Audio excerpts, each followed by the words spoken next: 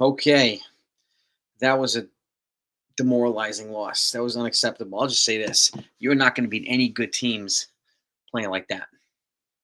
Not going to. Okay, 8-4 loss. 4 errors for the Yankees. Okay, 4 errors. Box score in this: Max Fried 5 1/3, 6 hits, 6 runs, but only 4 of them were earned because of sloppy defensive play again. Doesn't scapegoat him. He wasn't that great after the fourth inning anyway. 3 walks, 3 Ks. Johnny the Wise Guy came in 2/3 of an inning. Scotty Frost came in an inning, 3 hits, 2 runs. Got hit hard too. My guess he's going to be expendable as well. JT Brubaker came in, threw a clean inning. He's been better than most of these guys, JT Brubaker, so I got to give him that. Offensively, Trent Grisham 1-for-4. Cody Bellinger 1-for-4. Aaron Judge 1-for-4 with a 2-run home run. Ben Rice 0-for-4. Jazz Chisholm 0-for-4. Jason Dominguez 1-for-4 with a home run. Anthony Volpe 1-for-2, also with a home run. And JC Scar 0-for-3. Ozzo Peraza 0-for-2. Yorba Vivas 0-for-1. Yankees got 5 hits today. 5 hits. Okay, that's not going to be enough to win. Okay, and that's it for the Yankees. Around the horn right now, the Red Sox and the Phillies are tied at 6 going into extra innings. The Rays are up 7-5 on the White Sox in the 7th. The A's and Rangers are tied 1 in the 7th. Guardians beat the Orioles 3-2. Dodgers beat the Twins 4-3. Brewers beat the Mariners 10-2. The Brewers are on fire. Let's see. The Astros beat the Diamondbacks 4-3. The Rockies beat the Cardinals 6-0. Wow, see, that second game they won in a week. Holy moly! They're only 50 games under 500. The Royals beat the Cubs 8-4. Mets beat the Angels 6-3. And Pirates beat the Tigers 6-1. Giants beat the Braves 9-3. Marlins beat the Padres 3-2. And the Reds beat the Nationals 5-0. So that's it around the horn. Now, well, I was going to go. Ace, what's up, man? Shout out to everybody in chat. There's 2 pieces of reporting I want to go over, okay? One's Mark Feinzan. He's saying that the Yankees are interested in Ryan McMahon as a backup to Eugenio Suarez. But then you also got reporting tonight that Jack Curry says that he's not interested in any of them, Hayes or McMahon or Suarez. So conflicting reporting from 2 prominent beat writers, right? So we don't really know what's the real story yet, right? So, but the fact of the matter is, Cashman can make a move and surprise all of us. But if he doesn't get one of these guys, then he needs to load up in relief right now and starting pitching right now. Tomorrow's a day off, okay? They need to make some type of move, please. The Reds are interested in Suarez. The Mariners, the Cubs, there are quite a few guys. Somebody will ridiculously overpay for Suarez, okay? So, and there's no way in hell I'm giving Spencer Jones. I have a feeling that the Guardians and the Twins are going to present themselves as leading contenders to make trades with the Yankees. So we'll see. We will see. But the fact of the matter is, the Edward Cabrera is hurt, Brandon. Last I heard, he was on the IL. Edward Cabrera, unfortunately. So you hearing anything else, Ace? That's the conflicting reporting I've heard. And keep in mind, we'll see what they do with the trade. The trade deadline will tell us a lot about how they feel about certain players, whether they keep them, whether they move them, and so on and so forth. Who they bring in, you know what I mean? If they keep Spencer Jones, then he's definitely going to be part of their plans, right? So, and the fact of the matter is, they've got multiple pieces. Cabrera pitcher, so he's back from his injury then, Merck? Okay. Well, maybe he'll be a guy. Maybe he'll be a guy. Cabrera, the Marlins can line up as a trade partner too. Ronnie Henriquez. Yeah. And this is the thing, and this is right. Look, we're a week away from trade deadline, so this is going to be all kinds of stuff going on, being peddled right now, and so on and so forth. So, the Phillies and the Padres are interested in Stephen Kwan. Yep. Yes, they are. CeeLo, what's good? What is good? 4 games out. Yes. We'll see, Susan. We'll see. Yeah, don't know what it is, but they're playing sloppy right now. And the 4 errors. They made 4 errors today. Okay. Their 4 errors were, let's see, stats. Max Fried, Jazz Chisholm, Jason Dominguez, and Ben Rice. Anthony Volpe's not even on that list. 4 freaking errors. Yep.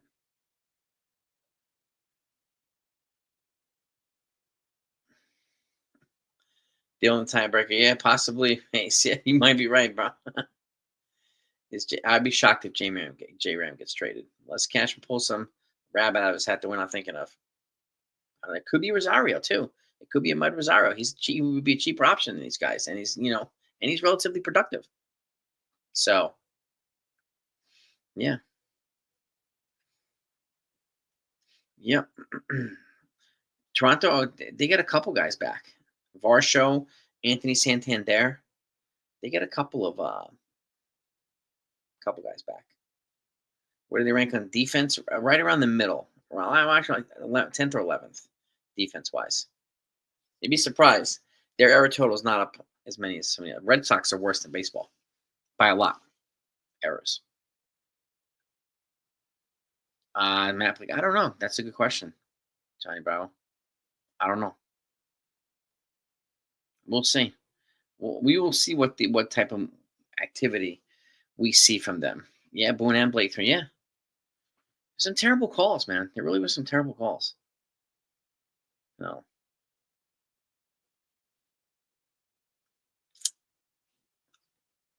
Oh, Escara generally has a good connection. He has good chemistry with Max Fried.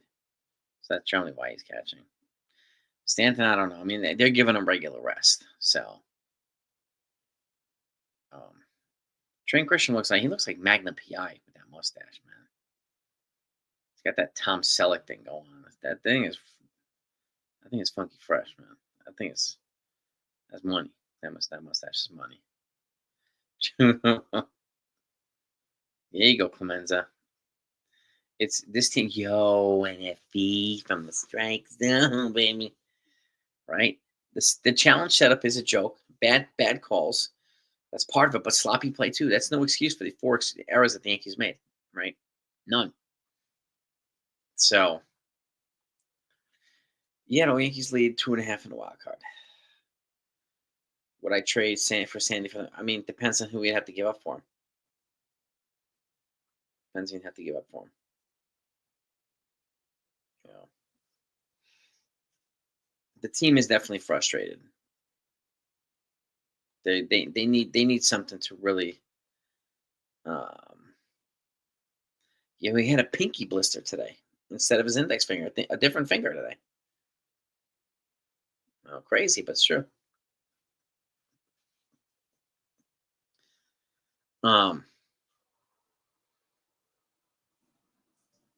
Yeah. I'd say it looked like Judge made a throw yesterday that was uncomfortable. So I'm glad he came back today with a home run.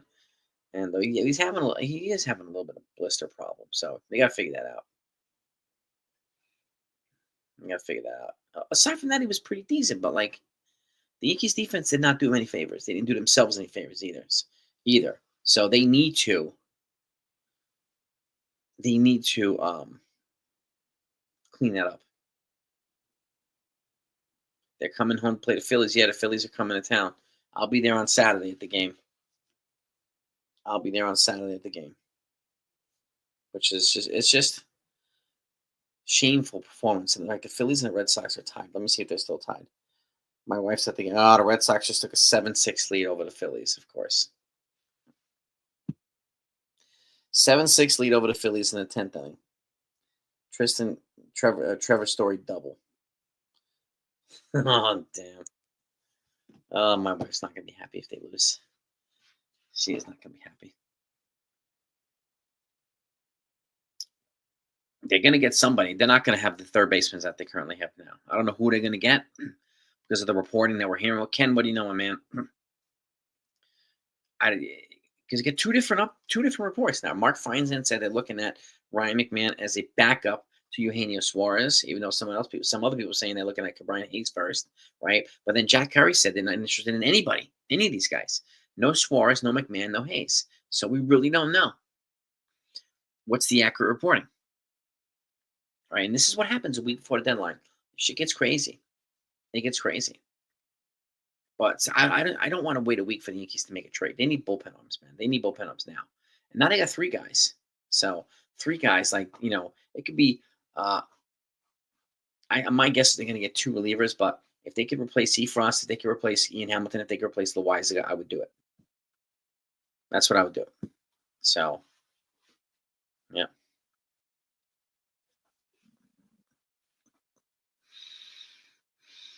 I can't might happen, man. We'll see. I don't know. we need some moves to shift the momentum on this team right now. We do. We do. Suarez. Well, yeah. It depends on the price tag for Suarez. It really depends. We're hearing so many different reports on the price tags. So, and there is not a legitimate offer on the table right now for the Diamondbacks. The Mets, I don't know. I don't know.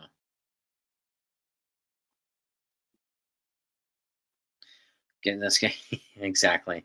His defense hurts his offensive production. So they did look like the Bad News Bears. They looked like the Billy Bob Thornton Bad News Bears when he was like drunk on the mound after throwing pitch that was hitting the kids. So it is another report too that Dylan Cease, the Yankees are in dialogue with the Padres with about Dylan Cease. So I don't know, but Yeti, what's happening, my man? You're going to need more than Dylan Cease. You're going to need at least two relievers, and you need a third baseman, at least. At least. So Cashman has his work cut out for him. They're not going to give up Dominguez for Michael Garcia, I doubt.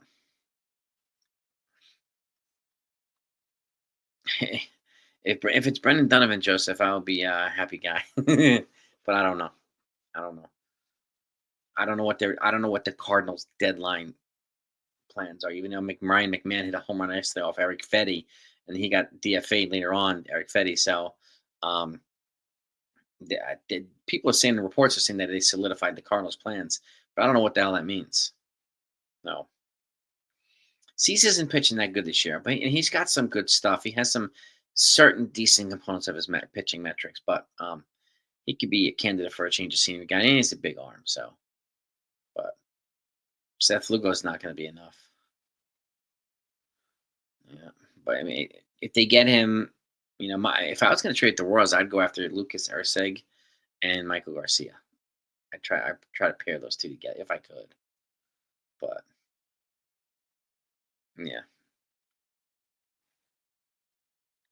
yeah, starting pitcher and at least two relievers. I could see two relievers happening. Lots of chatter. From where? Mark W. From who? About a Spencer Jones trade. Who's saying it? Udall, what's that? Mazel tov, my man. Long time. How you been, my friend?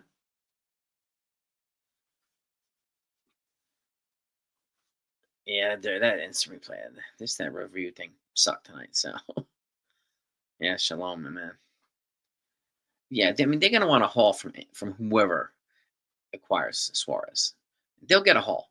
They're gonna get a good return back. So,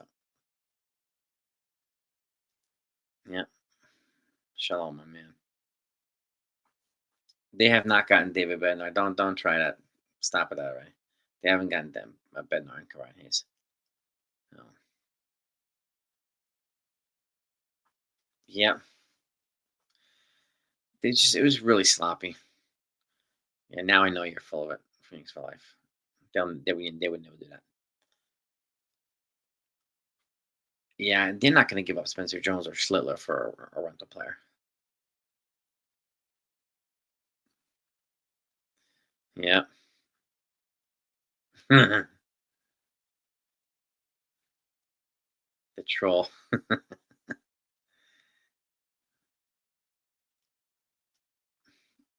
Yeah, I don't think Cam is going to be traded. It doesn't make any sense to trade him. There's nobody worth trading him for that we know is available.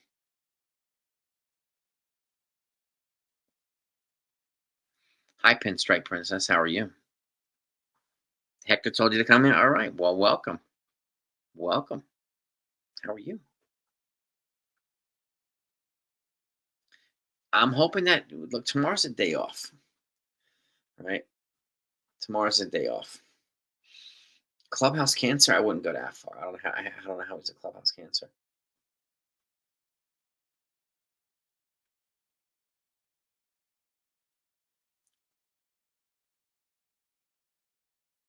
We'll see, Brendan. We'll see. Cookie Cray. Yeah, exactly, Ken. Yeah, he'll pitch 67 in AAA. His rehab got bumped up to AAA, so he did that up in the Scranton. Merc, what's good, man? What's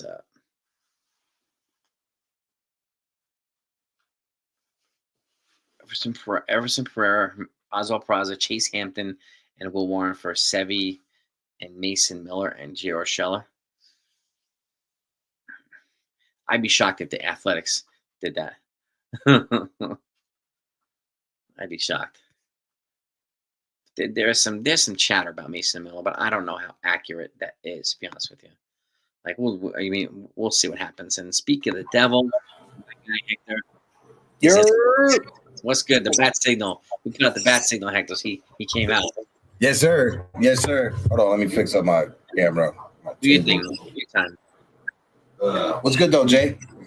Yeah, you know what? Like, we're just talking about this. I mean, this is the conflicting report that came out today, right? Mm-hmm. Mark Feinzan put out a little while ago that the Yankees are looking at Ryan McMahon as a backup to Suarez. But then Jack Curry put out earlier they're not interested in any of these guys now. Mm-hmm. Ryan Hayes or McMahon or Suarez. So the reporting is all over the place. And I was just telling people, this is what happens week before the deadline. It gets crazy. Yeah. It gets crazy. So, you know, are you hearing anything different, bro? No, I'm just hearing like what you sent me. Besides what you had sent me, somebody else literally sent me basically the same thing, like right after you said it. And the logic behind it, shout out to Ivan, Joe, who's in the chat, Jonathan, Udo, who's in the building, Tiffany. Shout out to everybody who's in the building. If you guys can, hit that like button, hit that subscribe button for my man, Pots and Pans, Jason. When you look at the Yankees thinking around the trade deadline right now, when you look at Suarez or whoever's available, the Yankees haven't come out and made it clear, but it's known through the beat writers that the Yankees aren't trading any of their top 3 prospects in George Lombard Jr., Spencer Jones, or Cam Slittler for any rentals. When you look at Eugenio Suarez is 34. He's going to be turning 35 next year. I don't think Brian Cashman is comfortable trading a prospect like Spencer Jones for Eugenio Suarez going into the offseason, hoping that you can sign him to a 5-year deal, $20 to $25 million a season, taking him to year like age 40. I don't think Brian Cashman is comfortable doing that, and I don't think any Yankee fan would want the Yankees to do that in the offseason, right? So when you look at Cam Slittler, this is somebody that I've told you, Jason, before, that when Yankee fans online, like content creators like myself or you, Jason, or folks in the chat, shout out to my guy George swinging from the fences. Make sure you guys give him a follow. It's like when Yankee fans online are saying that Cam Slittler is the next Garrett Cole, Cam Slittler is the next great Yankee pitcher. That's one thing, right, Jason? But when you have Yankee starting pitchers like Garrett Cole, Carlos Rodon, and Max Fried raving about this kid's makeup, raving about his pitch mix, having a fastball that's 98 miles per hour to 100, a slider that goes 88 to 90. When those pitchers are raving about a kid, you need to pay attention.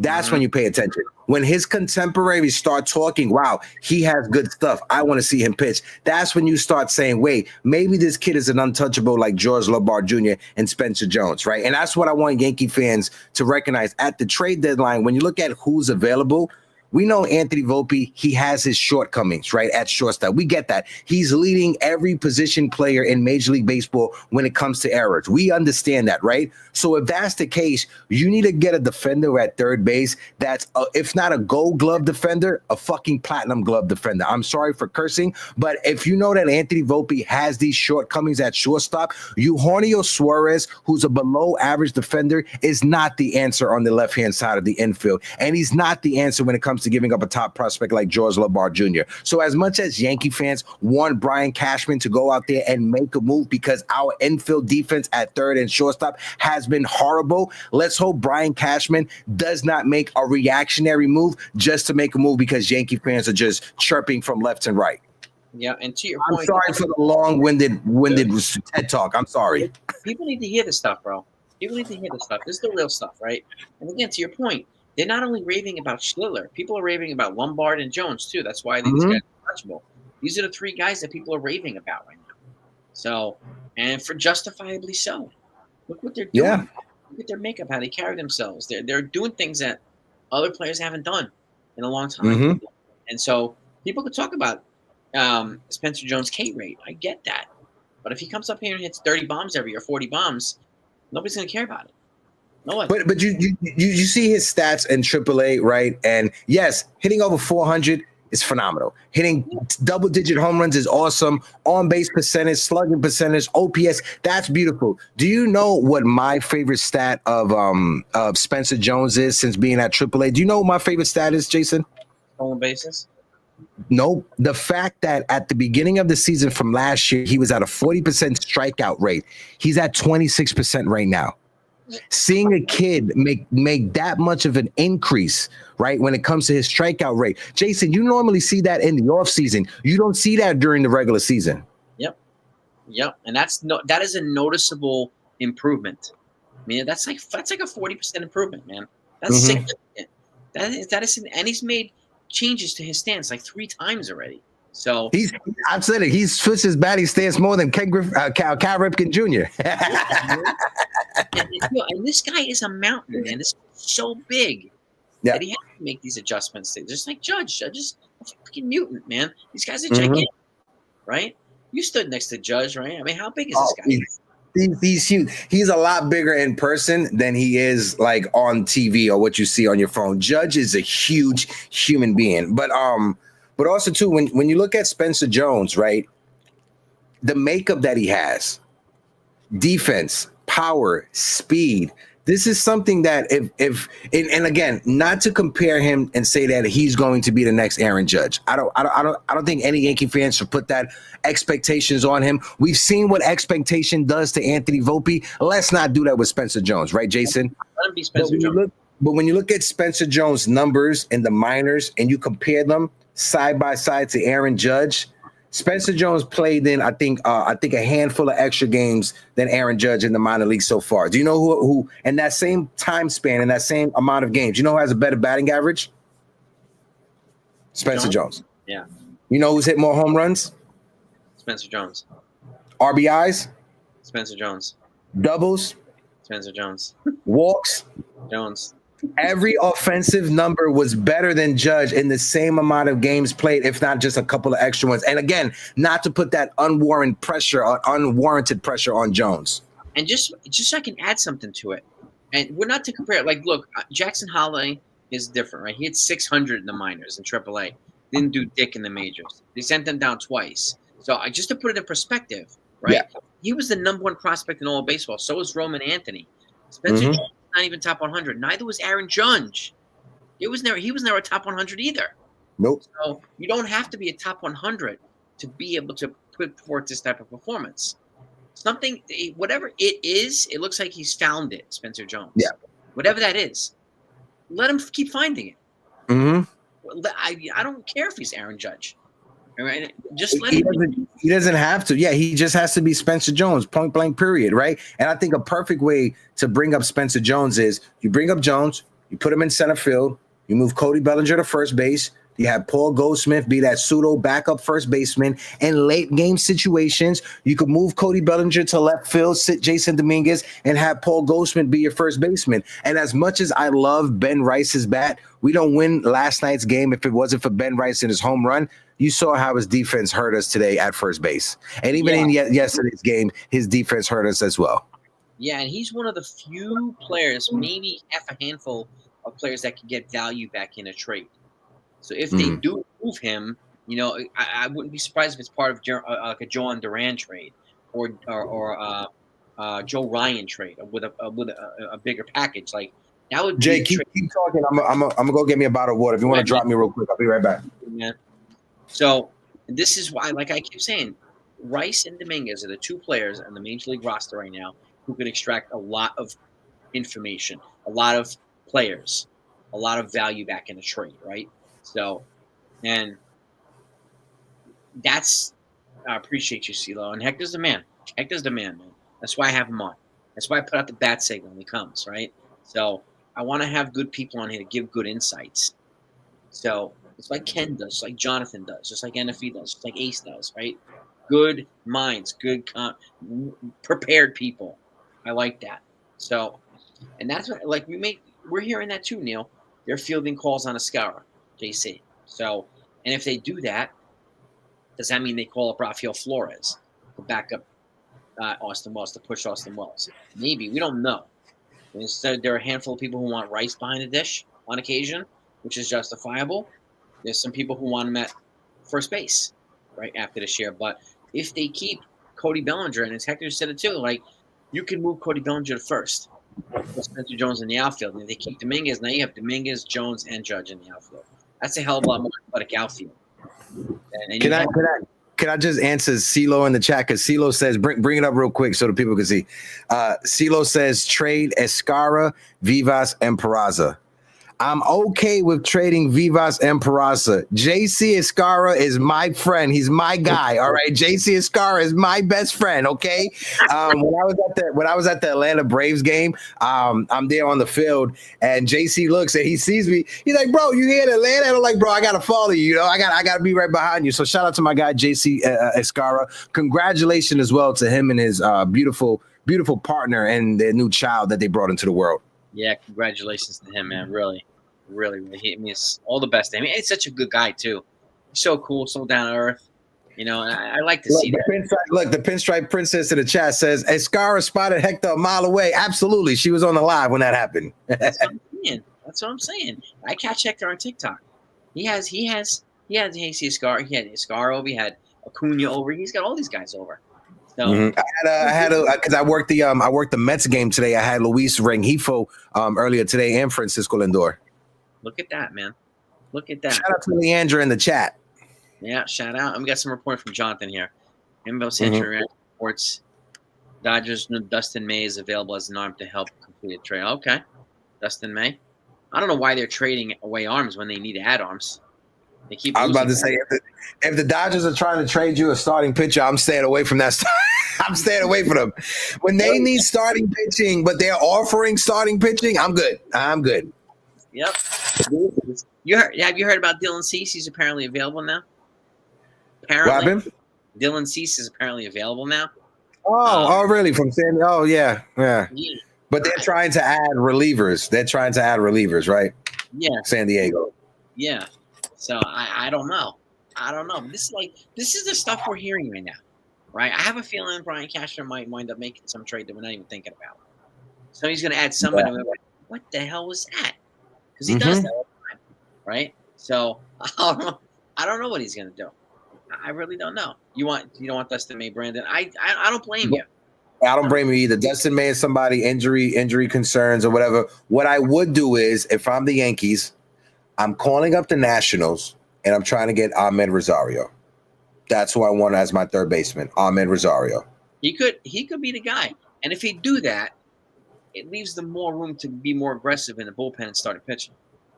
Because Rosario can provide value, right? He can provide value. He's speedy. He can hit, puts the ball in play. He's a good defender, right? Yep. It's not sexy, but it allows him to be more aggressive. Now we can go after two relievers from the Rockies or the Twins or the Guardians, right? You could be or we could try to get Andrew Chafin from the Nationals as well, a lefty coming out the bullpen, right? Yep. So that's a scenario that we could trade for two guys and we don't have to give up the farm. If we could center a deal around Roderick Arias and a couple other low-level prospects for Ahmed Rosario and Chafin, that's a good starting point to the trade deadline. I like that. If that happens, Brian Cashman is cooking with some grease to start off the trade deadline. And the fact of the matter is, too, we need another lefty. Tim Hill pitches almost every day. We gotta give the dude a break, man. Right? Yeah. I know Cashman likes to use his bullpen, but I remember was it Jim Leyland said the best part the best way to use the bullpen is to use it the way you want to use it, not use it the way you have to use it. Right? That's a wise words right there from Jim Lane. So Yeah. and bullpen, Boone likes to use the bullpen. He trusts his guys, but we don't Mhm. have weapons in the bullpen right now. We No. don't, and we got to add weapons. David Cohen, thank you for the super chat, my man. I appreciate you. How about the elite defense? Yeah, deleted. Yeah, super duper elite, man. This reminded me of like Billy Bob Thornton in the Bad News Bears when he was drunk on the mound. Just Oh lying down. yeah. This is how bad the Yankees played today, right? They got me eating popcorn from Citi Field. This is how bad they fucking played today. I'm eating popcorn from Citi Field. Honestly, it was pretty good popcorn. I'm not gonna lie, it's pretty good. It's very buttery and salty. It's very buttery and salty. That's how I like my popcorn. What's the best food at Citi Field, man, that you have? I prefer. Well, Citi Field is voted as like the best food in every major league ball. Like out of every major league ballpark, Citi Field is voted as the best. They have real good like steak and fries, right? But in Atlanta, you can get like I forgot the cut of steak, but you get like steak, some garlic fry. Like that's real nice. That's the most like expensive dish in all of baseball. That sounds really good. That sounds real. By the way, we got to give a shout out to Hector because Hector caught a foul ball at the home run derby, right? No, I caught a home run at the home run derby. A home run, and he was on. I saw him on TV when he did it. I saw. Was it Caminero? Caminero, baby. For the Tampa Bay Rays. The derby. Look at that right there. Facts. There was one guy that it hit like right off of his hand at like 115 miles per hour. His shit was all like swollen. But for me, it didn't land with me. I'm gonna just be honest with y'all. It hit like 2 or 3 other people and like rolled to me, but I'm gonna take it. I still got it. You catch the ricochet, it's all good. It's still a catch. There you go. You feel me? It's like bouncing off the backboard. It still goes in the net. It goes in the net. That's it. 10 to get you 20. That's right, man. That's a ball to catch right there. And he was reporting live at the home run derby. So I was on there with him for a while, and it was Appreciate you, Jay. It's a good time, man. Appreciate you guys. Guys, if you guys I go live on YouTube, Yanks Morning Brew every Tuesdays and Thursdays. Jonathan, if you're in the chat, if you could drop it in the chat for the people. Also, though, I go live from the field on my TikTok, like Jason was saying. Like today, I was at Citi Field. Friday, I'm going to be at the Yankee game, Yankees versus Phillies at the stadium. I will be live from the field. I will be at Yankee Stadium next week, Monday and Wednesday, also live from the field. So if you guys can follow me on TikTok, I get a lot of baseball players coming by, saying what up to people, doing nice little interviews on the TikTok. There's no Yankee or there's no content creator on TikTok giving you the access the way I give you access from the field. This is straight up top level stuff right here. And if anybody's going to the game on Saturday, let me know. I'll be at the game on Saturday. I'll be there on Saturday. I wish I knew, bro. I would have made sure that I worked that game. Yeah, I'll be. You gotta let me know your schedule like a week in advance. Like that's when I put my credentials in. My apologies, bro. I'm going, my wife got me tickets for my birthday, so I'm going with my wife. W to the wife. Happy early birthday. Yeah. So I got taking my wife and my mom. So. It's gonna be cool, man. Well, this is late night, right? So this is late night. I can tell you this. This will be for you, right? I'm gonna pour a glass of some Uncle Nearest for my guy Jason 161. Much love. Happy early birthday, brother. Appreciate that, man. If you didn't know, Uncle Nearest is the original of Jim Beam. Oh, is it really? Started the whiskey, came up with the recipe, and then it was stolen from him. I mean, not Jim Beam, Jack Daniels. I mean.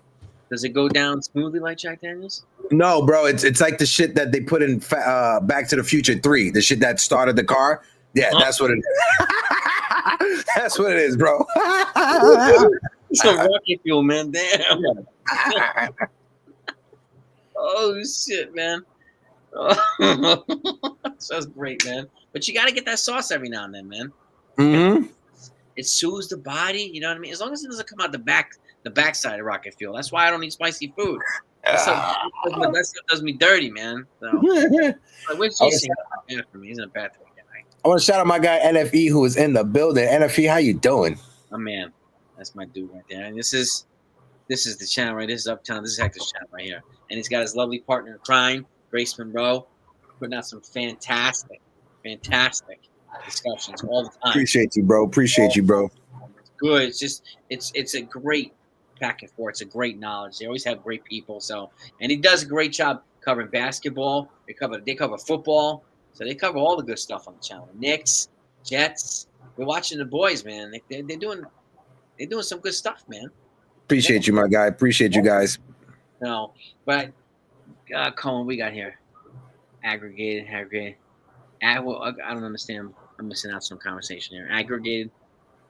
I have no idea. I don't know. I think somebody's having a conversation with himself in the chat. I don't know. If you at this point, bro, like, what would you see as a realistic deadline for the Yankees? I wouldn't hate an IKF reunion to play third base. I wouldn't hate that. Like I said, Ahmed Rosario, Andrew Chafin, I wouldn't hate that as well. Whatever move the Yankees do, just be prepared of them not just getting one player from a team, multiple players. The Yankees are going to try to get 2 or 3 players from any team that they trade with because of what the Yankees farm system is. Like I said, the Yankees aren't trading any of their top 3 prospects for any rentals. So Lombard, Jones, Slittler, all off the books. Unless the Yankees could get Jose Ramirez or any big-time superstar, none of our top 3 prospects are going to trade it. Jose Ramirez is not going to be traded. That's our dream scenario. That will never happen. So I can see the Yankees settling, not even for the B-list squad, the C-list squad. Like I said, Ahmed Rosario, Andrew Chafin, those are good pieces to look at. Colorado, I don't think Ryan McMahon, I don't think the Yankees like his numbers outside of Coors Field. When you look at it, since 2023, Anthony Volpe has been the worst hitter in baseball, the third worst hitter in baseball, and Alex Verdugo was the 4th worst hitter in baseball, and Ryan McMahon is the 5th worst hitter in baseball. You do not want to have Volpe and McMahon both in your lineup. Facts, man. Appreciate you. Much love for Consigliere, the best guy. He's the man. That's why he's on here. That's why he's on the back. You, Joe. I appreciate you, my guy. Jason, you send out these back signals, I would join you all the time. That's what I'm saying, man. There's nothing better than this. Spending some time right now, my man Hector, man. By the way, my wife's at the Phillies game. What are we? Oh, she went to Boston Red Sox. Nothing. Wow. Extra innings. They took a 7-6 lead. In the 10th, Phillies tied it up, and now they're in the 11th. The Red Sox went up 9-7. So Carlos Narvaez home run, 9-7 in the 11th. Damn. My wife. That prospect we got back from Narvaez better fucking hit. I know he's putting up good numbers in the minors, but he better pan out. Yeah, yeah, man. Dude. And something that I else heard from the Yankees from the same person that told me about like the whole like the Yankee pitchers liking Cam Slittler and stuff like that. Someone real close to the Yankees told me that some of the starting pitchers with the Yankees, they do not like the way that Austin Wells has not been preparing this year before games.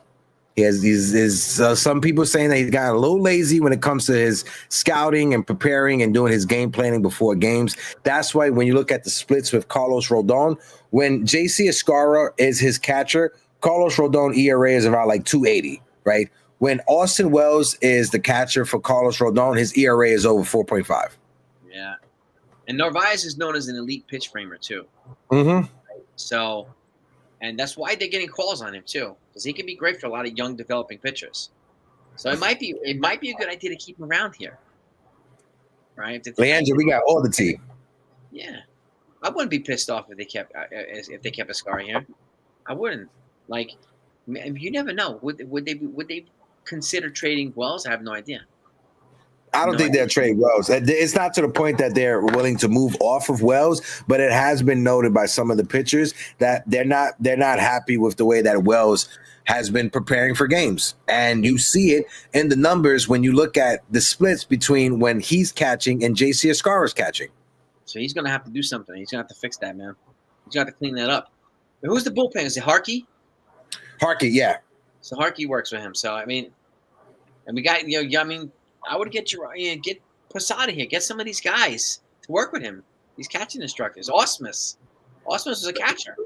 So yeah, some of these dudes to work with Wells, man. But I would be fine if Escarra played more too. I like that. Yeah, I'll be fine with that. When you look at Austin Wells' numbers, he hasn't warranted He hasn't warranted like he needs to be the starting catcher. The version of Austin Wells we saw last year, the player that was protecting both Juan Soto and Aaron Judge in the lineup for like a month and a half of the season, that player has not showed up this year. And every Yankee fan has been waiting for Austin Wells to answer the bell. When Austin Wells first got drafted, Jason, the one thing that they told us, right, his profile, he gonna hit. He going to hit at the big leagues. 30 home runs is automatic for Austin Wells at the big league. The question was, will his defense ever catch up to his bat? We have not seen his bat at the big league level. Yeah. We barely saw it at the minor league level. Yeah, it's true. It's true. And he was, he was known, like they were pushing his makeup, right? And all this type of stuff, his intangibles. And you're right, we haven't seen, but now that's notable. Multiple pitchers are pointing that out that this preparation. Like if multiple pitchers, I'm guessing that he knows this, right? Mm-hmm. So he's got to work on something, man. He's got to decide. They're going to keep him here. He's got to work on something. Right? I'm laughing because Chocolate in the chat saying, "Stop with those damn burritos." Shout out to Chocolate. W's in the chat for Chocolate. Yeah, it's adding to the cooler, man. It's definitely adding to the cooler, man. Goodness gracious, man. Well, CeeLo, IKF, look, when he came here last time, he was playing out of position, right? But yeah, that dude took the heat. He took his lumps, answered all the hard questions. And when they eventually moved him off a shortstop, he actually played pretty bad. He played much better, right? And that's what he's doing now. So I wouldn't be offended if they got. He's hitting 271. He's hitting 271 in a world where Peraza is hitting below 150, right? And Jorbitz Vibas is hitting below 150. You would welcome IKF hitting 270. I know he only has one home run. We don't need him to hit home runs. We need him to slap some hits, get on base, and do your damage on the base path and play solid defense. Shout out to my man, the Ace Ave in the building. Another one from the concierge. Damn, he does have better catching stats than Wells. You're right, he does. He does. And and that, to me, I think it's okay to reward that with more playing time, right? So, and like I said, there's a reason why a lot of teams are calling about him. Because they like what he brings to the table. So and Armer Rosario is hitting 270 as well, right? Yeah. Regardless if it's Armer Rosario, IKF, whoever it is, they're improvements over what you have at third base. We have to just live with the fact that as much as I love my man Oswaldo Cabrera, as much as I want Oswaldo back, he ain't coming back this year. That injury, he got surgery on his ankle. He ain't coming back this year. He would tell you he's coming back, but he ain't coming back, right? We have to improve third base. You absolutely, man. We can't rush him back either. You rush him back, he gets hurt, and he goes. It sets him back even further. No, just protect the guy. Let him come back next year healthy. Facts. Right? Let him recover. Let him rebuild his strength, just like Garrett Cole. No need to rush him back. Let him come back with strength, man. That's what I want. And Concierge, thank you again, man. I appreciate your generosity, man. I really, you're the man. And well, this is true too. This is one thing I said yesterday, right, Joe? When somebody had and I'll use Carlos Rodon as an example, and let me know if you agree, Hector. When somebody has a long ass inning, like Rodon had that long inning. There's some guy who had like 20 foul balls, and he was on the mound for a long time, and then he sat down, got out of the inning, and the Yankees came up into a 5-pitch out inning. Like you dudes need to work the count. You guys got to lengthen that to give Carlos Rodon a little bit more recovery time. I think you got to be aware of that. Like Rodon just drew like 20-minute inning, a 25-minute inning. We got to let him relax a little bit. We got to do something. Work the count. There's nothing wrong working the count, man. I'm right. I'm 100% right there with you, Jason. And also, when you look at that game, a lot of people want to point to the bad defense at third base from Peraza and the bad defense from Anthony Volpe. Yes, that was horrible. But the reason why we lost that game is because, one, Cody Bellinger wasn't sitting, and we only scored one home run, and that was off of a Giancarlo Stanton home run. If you're going into a series against your division rival, you need to have your A-plus lineup to start the series.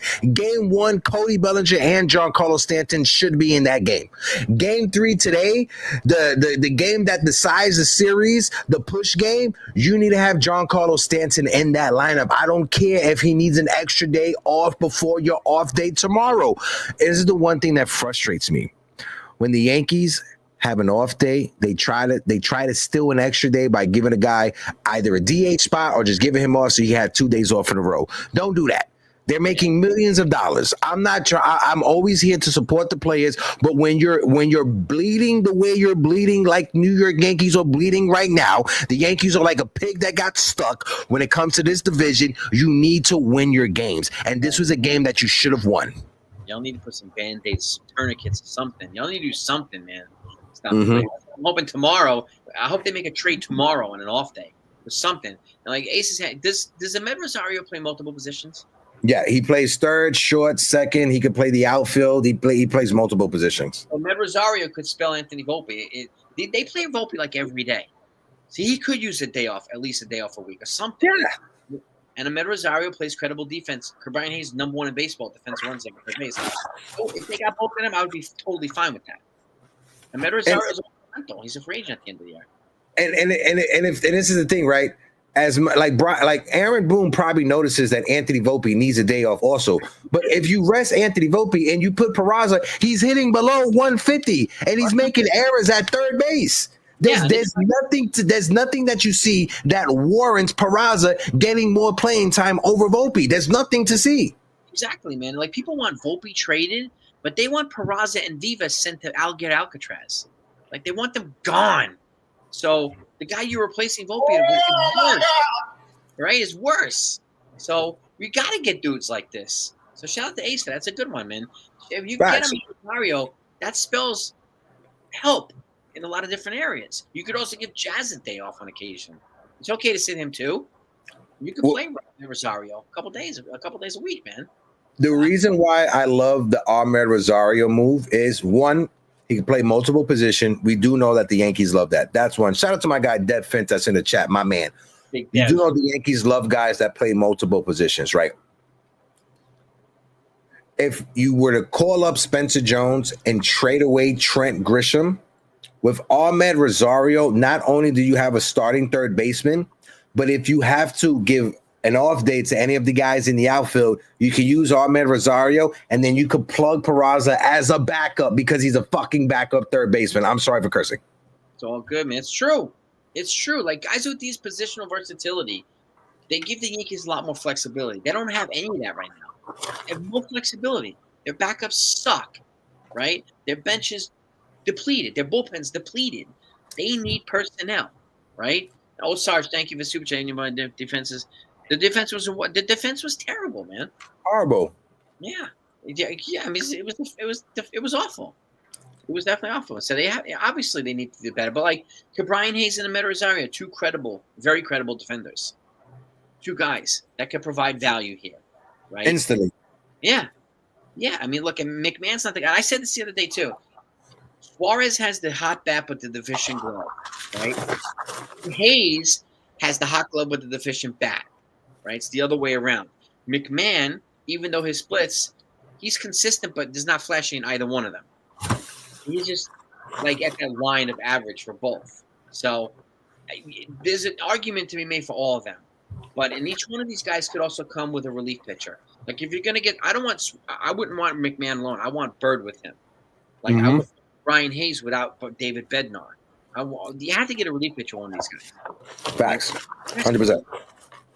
And then this is why the Cleveland Guardians and Minnesota Twins might creep up as options for trades too, especially if they go low key or more affordable at third base, or like with Ahmed Rosario, then they can load the bullpen and give some, like a Ben Rice. You could get two big relievers or something like that. It might be that's a worthwhile trade looking at. No, So, that's definitely a worthwhile trade, especially when you look at Ben Rice not having a position to play, and then again in the ninth inning, hitting the ball hard but right at somebody. Ben Rice, he has just a shit ton of bad luck. Go ahead, you can read the super chat. yeah, I mean, and this is a great one too from Constantine. Thank you again, my man. That's why you can't blame Boone for a line. Well, yeah, because he's Cabrera going down. He has a lack of options, and the options that you do have suck. So what are you going to do? Like, yeah, I mean, we want Cashman to say, put out the bat signal and send your guy here, but he can't just do that. Like right now, we don't even know who the sellers are at the trade deadline. I'm telling you, beat writers, right? We don't know from confirmation. Like as much as we want Cashman to make a call, the other guys have to pick up, and the other guys have to work with Cashman, right? And I think he's only going to work with GMs that are willing to work with him. But we'll see. Man, will you have any different take on that? What's your take on that, bro? no, I was just gonna say, I think Simon in the chat, Simon Looney, I think that's Michael Caputo's burner account. I was shout out to my man Michael Caputo. Michael Caputo, I miss you, baby. But no. Like you said, whatever move the Yankees do, that they're going to use that to try to bring back a position player and a reliever, right? Like you said, Amer Rosario, Andrew Shaffer. That's a perfect way to do. What I want the Yankees to do, right? What I want the Yankees to, Simon, it's a joke. Don't worry about it. What I want the Yankees to do is the way that a few years ago, you remember when Brian Cashman flipped Mike Tauchman for Wandy Peralta? Yeah. Do the same thing with Trent Grisham. Yeah. Flip Trent Grisham for a Wandy Peralta type of reliever. You trade for Amer Rosario, Andrew Shaffer, and you still have prospects to play around with. Go get a starter from another team. For Amer Rosario, and Andrew Shaffer, I'm giving you Everson Pereira, I'm giving you Cade Smith, and I'm giving you Clayton Beater. You can have those three prospects for Amer Rosario, Andrew Shaffer, and maybe the Yankees get an extra throw-in reliever. I don't know. These are the not sexy trades, but the trades don't have to be sexy, right? The Wandy Peralta trade was not sexy, but he was damn good for the Yankees. He was damn good. He got a big deal with the Padres. Good for him. But he was damn good when he was here with the Yankees. So it's these types of trades. Let's just say you do that, Amer Rosario and Shaffer, and then you go to the Twins. You also get Willie Castro and one of those relievers or something like that. Now you got Rosario and Castro. You got a lot of speed and versatility that you can maneuver around the whole place, right? And wreak havoc on the base pass. And you got two good relievers. Because I do think, and I think they will add two. Which two I don't know. And I think Ian Hamilton's and Loaiza are probably going to be the odd guys out, unfortunately. So they got to. They haven't showed you much. And if I'm the Yankees, if I could call up Minnesota. If I could get both Willie Castro and Johan Duran for Minnesota, I'll try to get that. And I'll center a deal around fucking Roderick Arias to get that deal done. Let's get it. If I gotta give you Roderick Arias, right, center the deal around Ben Hess, Roderick Arias, and Brock Selvage. If those are the top three prospects, and I could sprinkle a couple of more prospects in order to get Willie Castro and Johan Duran for that bullpen, I'll do it. Because if you tell me I got a 7th and 8th and 9th inning of Duran, of Weaver, and Devin Williams, I'm taking that going into the postseason. That's nasty in the back end of the bullpen again. And if Williams and Weaver walk, you have Duran for the next 3 years beyond that, as you're locked down right there. And this dude is nasty, Duran, right? He's young and he's nasty, so we need that type of guy. But I would do the same. Mm-hmm. We're talking about that too, like that or a trade. I know Clase is available now. Stephen Kwan now apparently, but we don't need Stephen Kwan. Like we need relievers, man. We need good relievers. Right? Wait, they said Stephen Kwan's available? They're listening on Stephen Kwan now, the Guardians, as of today. Fucking listen to Jose Ramirez. I'm telling you, man. You listen, dude. And what would you give up for Ramirez? Spencer Jones, Cam Sittler. I'm taking them both to fucking JFK. I'm putting them on a private plane myself.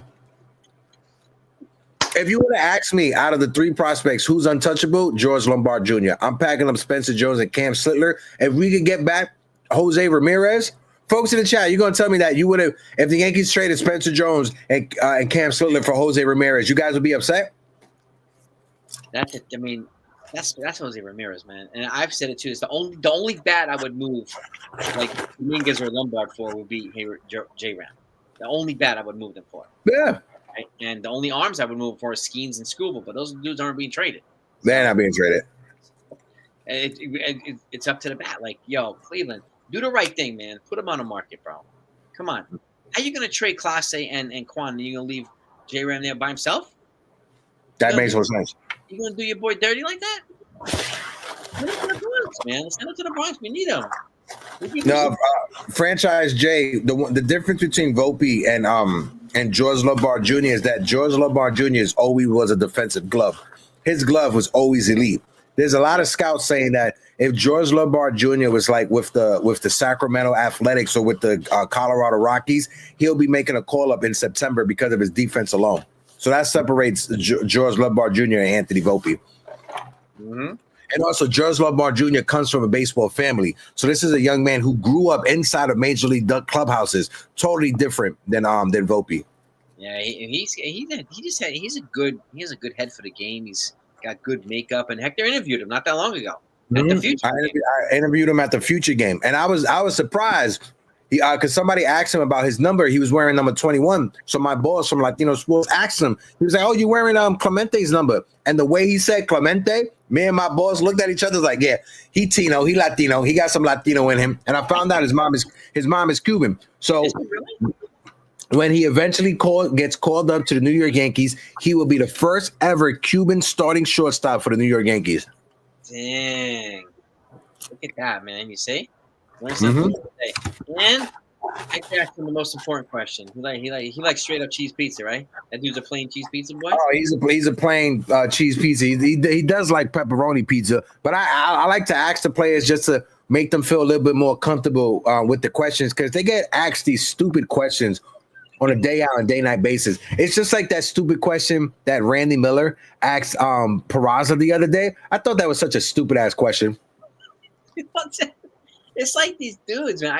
All due respect to some of these guys, but they keep asking Boone the same questions about Anthony Volpe. Like, you ask me the same question every day. You want the answer to be different all of a sudden? Why do you ask me the same question? And people are like, why is Boone not? Because you keep asking me the same stupid question. Yeah. Did you see obviously you probably saw the video with like John Boy and them and stuff like that? Yeah.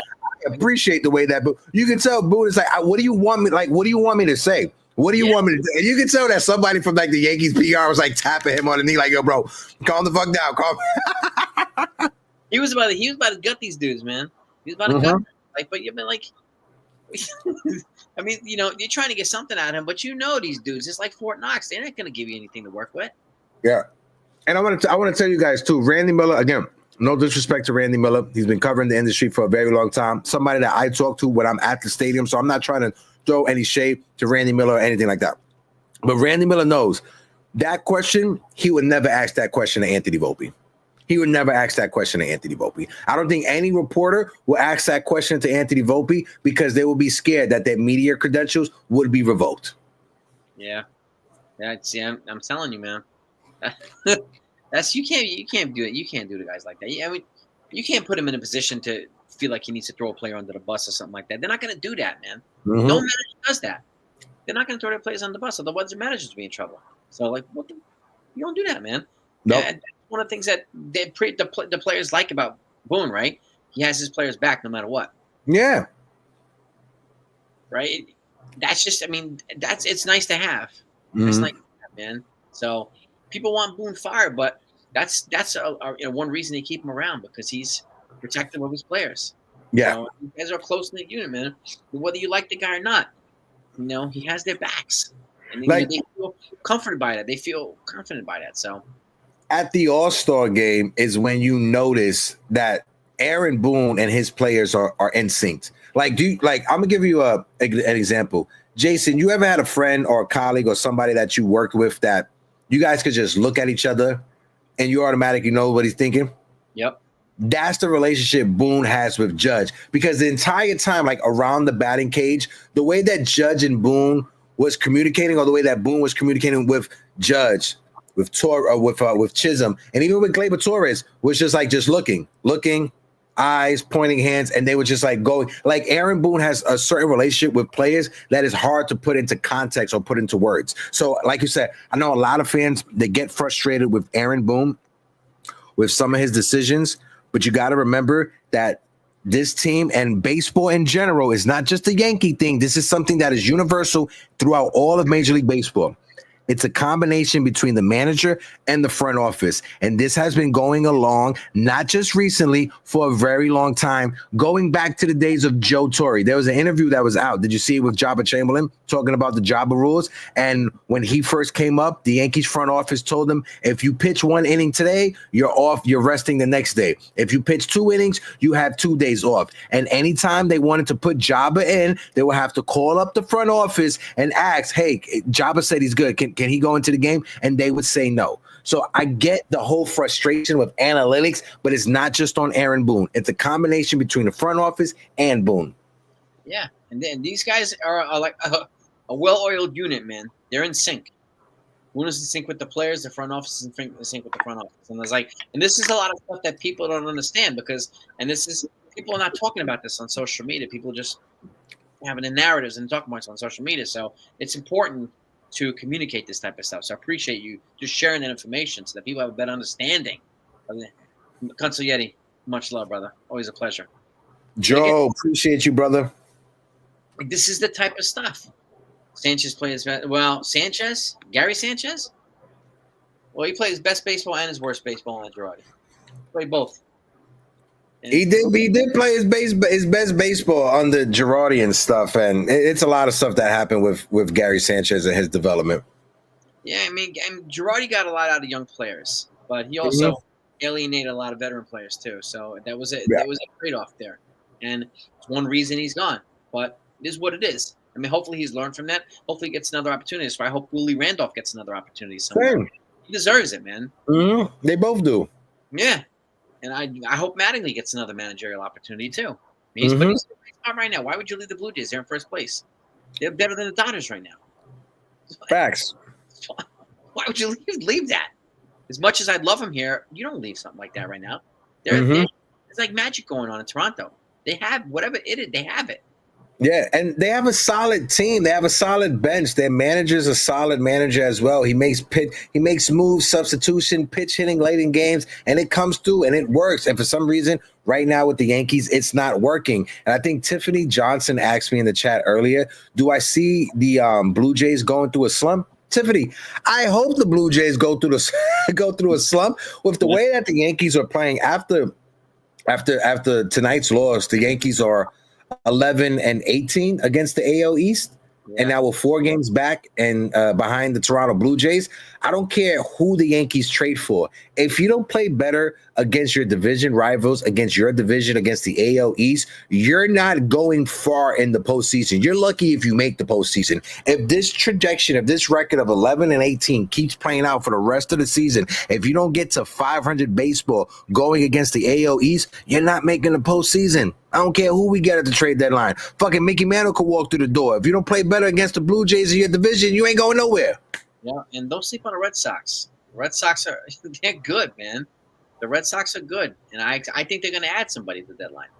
So I think they're going to add somebody good at the deadline. So, and that's just going to make them that much better. I think the Blue Jays they're in on Clase right now. The Blue Jays. They're trying to get Emmanuel. I've been hearing other stuff from the Red Sox. I've heard from other people that the Red Sox may be sellers and they're trying to get off of Alex Bregman's contract. Ooh. I don't know who's going to trade for $40 million of Alex Bregman. He was hitting over 300 before getting injured. I'm not sure what's going on in Boston. They have Jarren Duran as well, who people are saying is on the trade block, is not on the trade block. I've spoken to some people that cover the Yankees and cover the Red Sox, and both are saying the same thing. It's like 50-50. If I were the Red Sox, I would call Cleveland Guardians up. We'll give you Jarren Duran for Clase.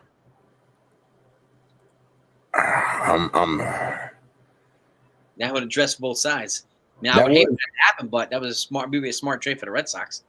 That would, but also too, I hear the Red Sox wanting to trade Aroldis Chapman. They're trying to swap Chapman for some prospects, and the team that I keep hearing that it's like a hang up. It's like they pick up the phone, they call, and then they hang up. It's the Mets. That's the relationship between the Mets and the Red Sox right now. The Mets are calling like, is Chapman available? He may be available. All right, I'm gonna hang up the phone. That's the whole relationship that's going on right now with the Mets, the Mets and the Red Sox around Chapman. What's up with these guys? What's going on? They got a beef or something over there? What's going on with the Red Sox? I don't know. It's just before the trade deadline, teams they try to ask for a lot. As you get closer to the trade deadline, the asking price comes down. Shout out to my man Jacob Petruzzi in the chat. One of the best moderators on YouTube. Shout out to Jacob. In the house, Jacob, in the house. Always love having you on, man. Trade Chapman to the Schmetz. Yeah, I mean, I wouldn't be surprised. I mean, Bregman, where the hell can he go? Bregman can go to the Tigers. He can go to the Tigers. He can be a surprise guy for the Tigers. They need a third base. The Tigers are in Suarez also. Yeah. So, like, I don't know, man. The Cubs need a third baseman. Mm-hmm. Maybe the Cubs get Bregman. There are some teams that could take these dudes. But if you had to rank them, right, it's like Detroit and the Cubs. They're like the favorite for Eugenio Suarez. He's going to go to either of those teams. They both have better prospects. Outside the Yankees' top three, both Detroit and Chicago, they have better prospects to offer than the Yankees do. Who's the third baseman for the Brewers? I don't even think. I mean, they got rid of Adames. They're in first place now, the Brewers. They're like red hot. Mm-hmm. So what about Bregman for the Brewers? No, the Brewers are not going to bring in that money. Is it Uribe? Hold on, I'll tell you right now. I'm going to just look at that last game that they played to who they had at third base. Susan, where'd you hear that Suarez says he wants to play for Detroit? Did you hear that from somebody? Oh, Caleb Durbin. That's right, franchise. Caleb Durbin. That's right. Is he third base? Okay.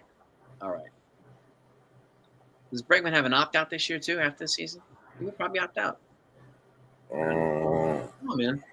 I don't know, why would you opt out of $40 million a year if you know you're not going to probably get anywhere else? Do you know who the starting baseman on the fucking Milwaukee Brewers were today in today's game? Oh. Former Yankee prospect Anthony Sigler. What the hell? Yeah, that's the starting third baseman for the Milwaukee Brewers. I remember when the Yankees drafted him as a catcher, and when he got drafted by the Yankees, his father was pissed the fuck off. I remember watching that draft, and his father was like upset. He ain't want his son in New York. Who the hell? He's a start. I didn't even realize he made it up to the major. Oh my God.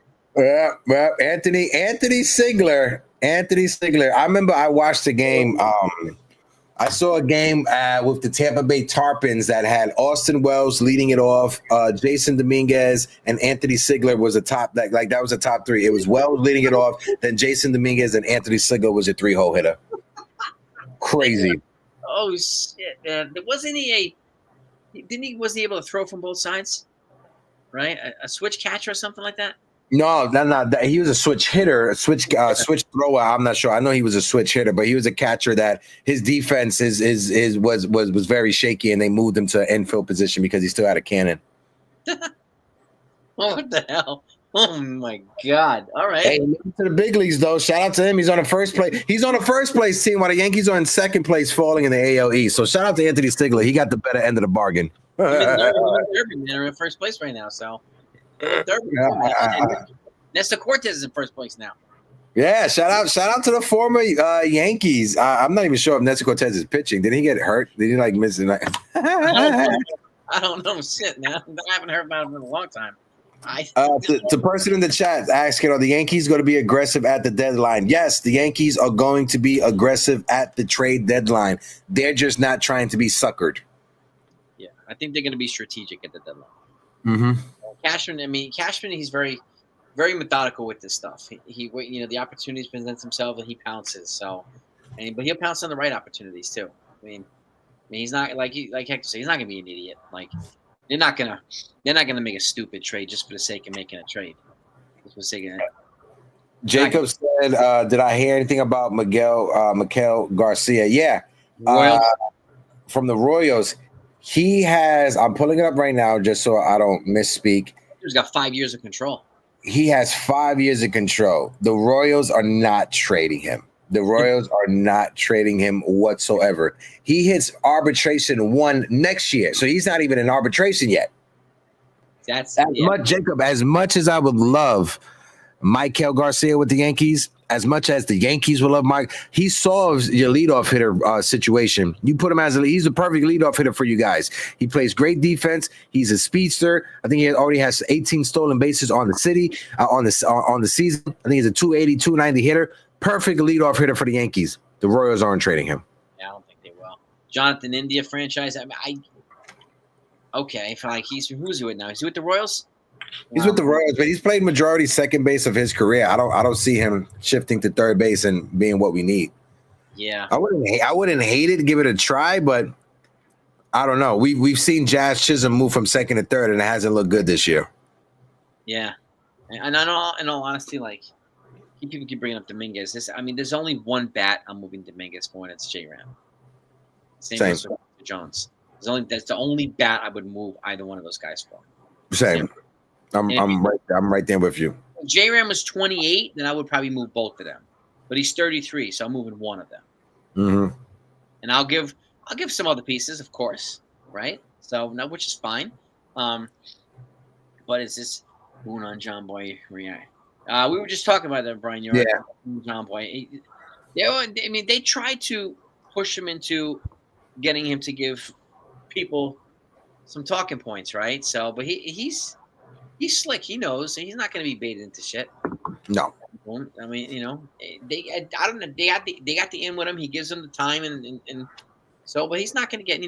He's not going to fall apart and just confess stuff or whatever. What's interesting about the J-Ram situation, right? If the Guardians if they came out saying that they're listening to trades for Steven Kwan, that to me is a signal that they're hitting the reset button. That the reset is going to happen. It's time for a rebuild. Jose Ramirez has a no trade clause in his contract. He controls where he goes. So when it comes to the bidding war and the asking price, it's going to be like that same situation with Giancarlo Stanton. The San Francisco Giants probably offered a better deal to the Marlins than the Yankees did. He said no. So if J-Ram says, I want to go to New York, I want to go to this place, I want to go to that place. But if Seattle is calling with better prospects, if the Phillies are calling with better prospects, he controls the conversation. He dictates where he goes. Yep. And that's a big piece right here, man. Whether you're a 5-10 player or whatever, you have a no trade clause. That's a big thing. And again, like, we don't know where he wants to go. But the fact of the matter is, too, like, why are you going to listen in on Clase and Kwan and not J-Ram? Again, we just talked about it like a couple minutes ago. Why are you going to leave him there by himself with nobody around him? Why would you do that? Take a full reset, man, not a half reset. If you're gonna flip Kwan, man, you got to consider flipping J-Ram. You have to entertain. You have to have the conversation with J-Ram. Like, hey, J-Ram, you've been a very loyal Cleveland Guardian. You helped us out tremendously with this franchise. This city owes you a debt that we can't repay. You tell us where you want to go so you can get your championship. Yeah, and we'll do our best to make it happen, right? Bingo. We'll do our very best to make it happen for you. And when they have that conversation, I'm going to be upset when he gets fucking traded to the Mets. Damn.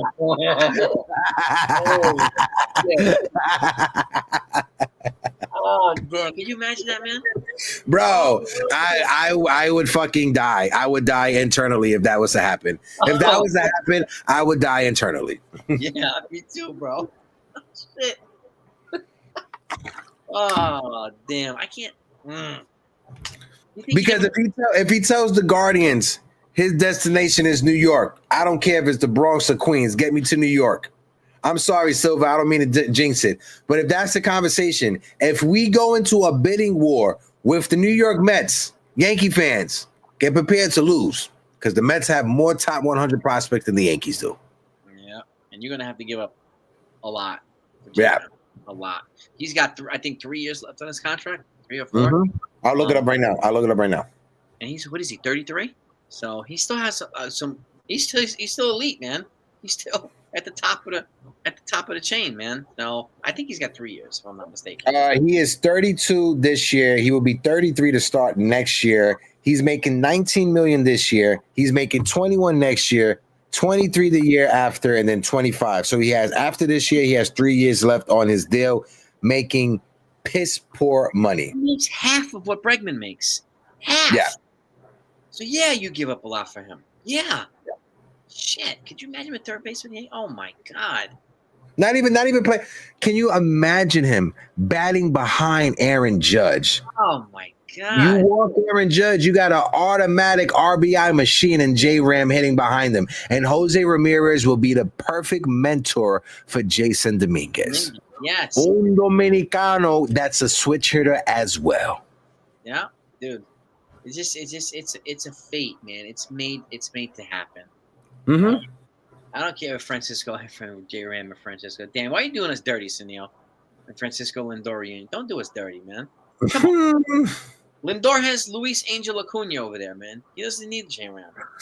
Franchise J, let me dream, bro. All right, let me be Delulu right now. Shout out to my man, Delulu Yankee fan. Let me be in Delulu land right now. All right, Franchise J. Okay, if it doesn't happen, it doesn't happen. But you know where it happened? I was playing MLB The Show last night, and I picked the Cleveland Guardians, and I traded him to the Yankees just because I wanted to fucking do it. Just because I wanted to do it. Oh, see, this is the type of stuff we need right now. This is the type of therapy we need, people, right? This is the type of shit right now. And again, we are what? 8 days from the deadline, yo. 8 days. There's going to be a lot of shit we're going to hear in the next couple of days. Excuse my language. We're going to hear a lot of it in the next 8 days. And trade deadline day is probably going to be insane. Especially if there's no deals happening, it's going to be all kinds of stuff happen on trade deadline day. Oh, it's gonna be nuts. It's gonna be nuts. I almost made the mistake of working the Yankee game that day, but I wanted to because it's like, I know I could get some juicy tea, but I'm gonna be there on Wednesday, so I could probably get some juicy tea from some of the beat reporters on Wednesday. Thursday is the trade. We got Yanks Morning Brew in the morning. Jason, I know you're live on your channel as well. And then from 4 to 7, Jason, you got to let me know if you're going to be in for the trade deadline show. It's a big trade deadline show. We're doing it on Restream. That way it could be on Jason's channel, my channel, and my man Brian Fonseca's channel all at the same time. A 3-channel stream for the MLB trade deadline. We're reaching out to special guests, beat reporters from the Yankees, beat reporters from the Mets, beat reporters around Major League Baseball. So be on the lookout. We're going to have some nice guests for that day. Let's get it. Let's make it happen, man. Well, let's you and I put out the bats in, and we're gonna figure out how to make this. We're going to coordinate this and make this work. So, facts. We're definitely gonna coordinate this. And the deadline is 6 p.m., folks. Okay, Mm-hmm. Go right to it, and expect action from 6 to 7 too. A bunch of deals always get looted in the last. Like, oh, this happened 2 minutes before the deadline. For the next hour, you'll see a ton of deals being reported in. It happens every single year. So that hour after the deadline is gonna be just as crazy as the hour before it. So. And that again happens every year. But again, this is where, boy, we can dream. The boys can dream, can't we? The boys can dream. Let the boys dream. All right. Don't be a poo-poo head and rain on the dream. As my girlfriend likes to tell my nephew, don't yuck anyone else's yum. All right. Yeah, man. Don't do it. Don't put poopy on the strawberry cheesecake. Do it. No. You can't do it. Jason, we gotta promise something though for next year. We gotta promise something for next year. And I know we got a whole 12 months to figure this shit out. We need to be at the All-Star game next year. I'm already working on getting tickets for that. So we have a ticket guy. If you get tickets, let's work something out. Let's get an Airbnb so we can do content that entire fucking week. You can stay in my house. Even fucking better. Don't have to pay for an Airbnb.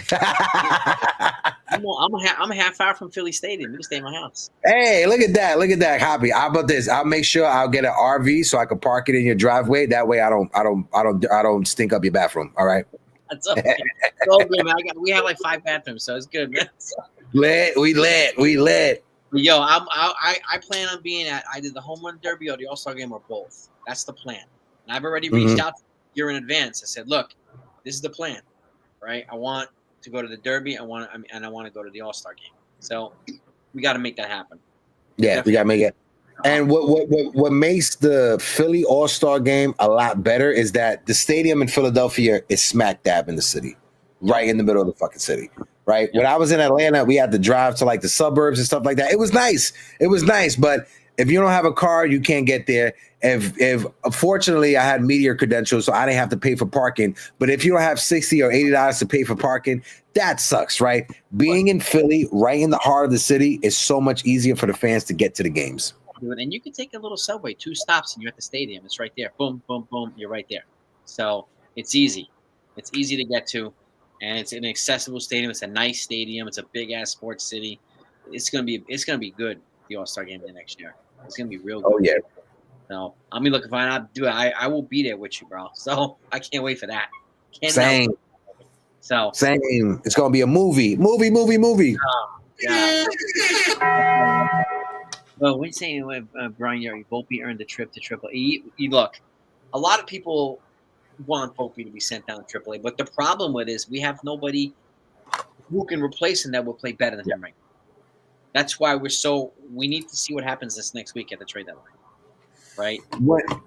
When a lot of Yankee fans, they like to point to the Mets sending down Francisco Alvarez. The Mets were able to do that because they had Luis Torres hitting above 250, 260 as the backup catcher.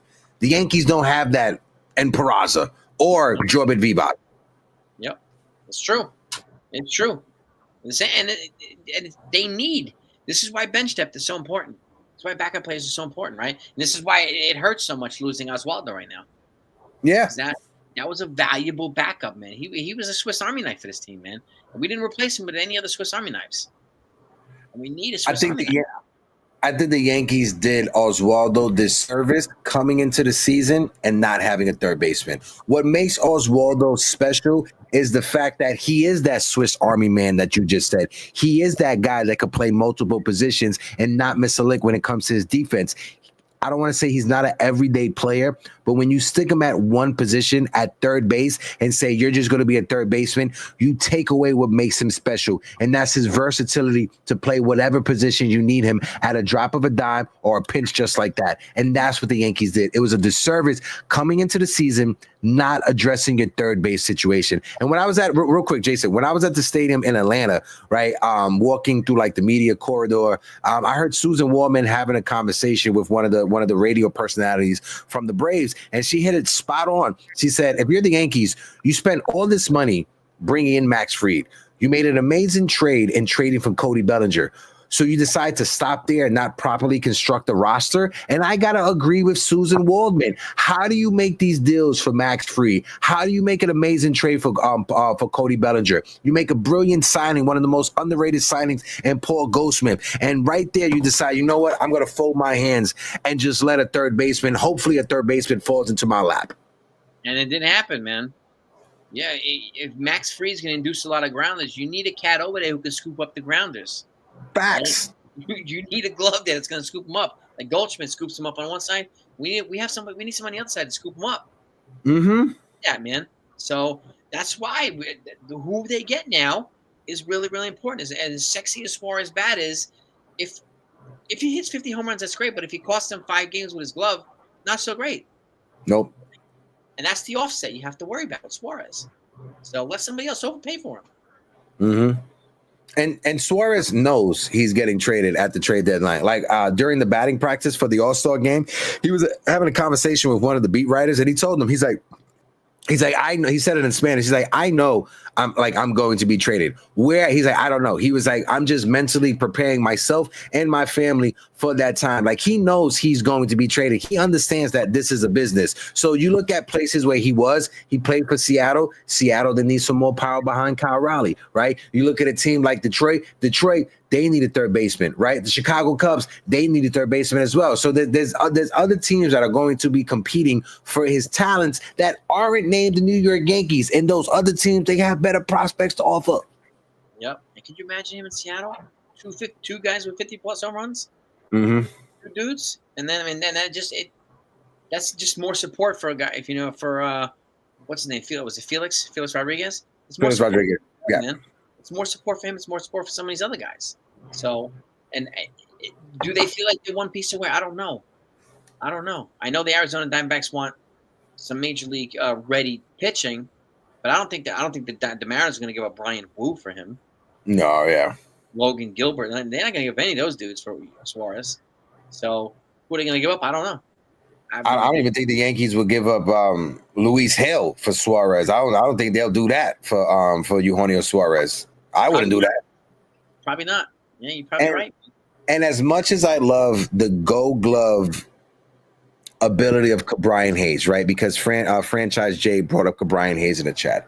I love his Gold Glove ability. I love the fact that he's on a very team-friendly contract over the next 3 to 4 years. What worries me and concerns me about Brian Hayes is the fact that this young man came up in 2020. He is 28 years old. He's been in the big leagues for the past 5 seasons. Jason, this young man has only played in 100 games twice over his 5 years in the big leagues. You could say 2021 was the pandemic, or 2020 was the pandemic season. Toss that to the side. So the 4 seasons he's been in the big leagues, he's only played in over 100 games twice. That was in 2022 with 136 games, and then in 2023 with 124 games. We have played so far in 2025 about, how can I say, over 100 games, and he has played 94 of those games. So he's been healthy this year. But in years past, he has not been. And that's my only concerns about Brian Hayes. His glove is Gold Glove. We get that. That's understandable. What is his bat going to be and how many games he's going to play? Yep. Yeah, that's true. And again, the Yankees need consistency, man. And Brian Hayes already got his bag. He got his bag already. So whatever you get is whatever you get from him now. And he's under control for a bunch of more years. So, and what you get, it's an elite glove, and is it a light bat? Okay, like we don't really need a heavy bat right now. The Yankees have a lot of hitters. And they score a lot of runs. They average 8 sometimes, but they give up 12. So they need pitching, man. They need bullpen. They need another starting pitcher too. They need a shitload of pitching. Yeah. Right? Go ahead, man. No, go ahead, bro. Go ahead, bro. I was just gonna say, I've been talking about this last couple of days. When Luis Hill comes back and Ryan Yarbrough comes back, one of them has to be long relief. Okay? And, I most likely, I would like both of them to be long relief just to protect them because they're both coming back from injuries. And then maybe next year as a starter. But long relief is the difference between using 3 pitchers in a game and using 8 pitchers in a game. Mm-hmm. Let's just say Max Fried gives up a bunch of runs or Carlos Rodon in 3 innings, right? And he's out. And you can get Yarbrough in there or Hill in there to throw 4 innings of darts. Now you're in the 8th inning, right? And you have to play the next 2 days. Would you like to use your bullpen for 6 innings and knowing you have to play the next day? Do you want to keep having to DFA guys and option out guys? This is where the benefit of long relief comes into play. So it's a security blanket between the rotation and the short relief guys. Yeah. So if I'm them, I hope that they consider both of these guys in long relief, and more so for Luis Hill to protect him. So now I have to throw them to the Wolves as a starter again, because I don't want him to throw them as the Wolves. He can start for a really couple games, then him get hurt again. Yeah, I'd rather him throw twice a week, give him 3 innings of darts twice a week. I'll take that for the rest of the season. I'll take that all day if he stays healthy. And dude's got a big ass arm, and big arms play, right? These guys have good arms. Yarbrough doesn't have the big arm, but he's got good stuff. Good stuff plays. So I don't know what your take is on that, but I hope that they consider these guys, at least one of them, as long relief. No, I like it 100%. Again, there's a saying that's been around baseball for the longest. You can never have enough starting pitching, right? So even if the Yankees were to go out there and add a starting pitcher, having a guy like Ryan Yarbrough coming out of the bullpen as a long reliever would have definitely helped this Yankees starting rotation, especially on the days that Luis Hill can only give you 4 or 5 innings or Marcus Stroman give you 5 innings. And can we just take a second to give some fucking flowers to Marcus Stroman, the guy that Yankee fans rid off, the guy that me and you, Jason, we thought was RIP, and Marcus Stroman, his three starts, right? He's had solid. 2 of them, he won 5 innings. His last one, he won 6 innings. Solid. You gotta give flowers when it's deserved. Credit to Marcus Stroman fighting back from that knee situation. And I don't think any Yankee fan knew. I didn't know, and I work in media. I didn't know he had an ACL and surgery. I had no idea he had that. Yeah. I mean, again, look, if the goal was to showcase him for a trade, he did a good job. If the goal was to see if you can keep him here, he did a good job. One way or another, he did a good job. So if he stays here and plays like that, I'm totally happy. Same. Totally happy. right? And you get what you get from him. He's keeping this rotation together right now a little bit. They're doing his part. And he's giving us, even if it's 5 innings, I don't care if you give it 5 innings once a week. That's 5 innings we weren't getting before. And he's not giving up a lot of runs. He's keeping these guys in the game every single time he pitches. So that's big time flowers. Thank you for bringing it up. That's big time flowers for Stroman, man. Big time. Since he's been back, he's made 4 starts, right? His first start was June 29th against the Athletics. He went 5 innings, 3 hits, 1 run, 1 walk. The 1 run was a solo home run, and he struck out 1 batter.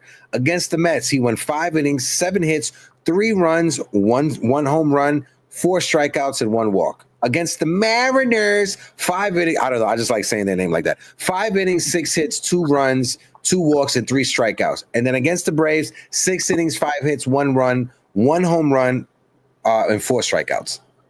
That's solid numbers. That's good performance right there. That's solid.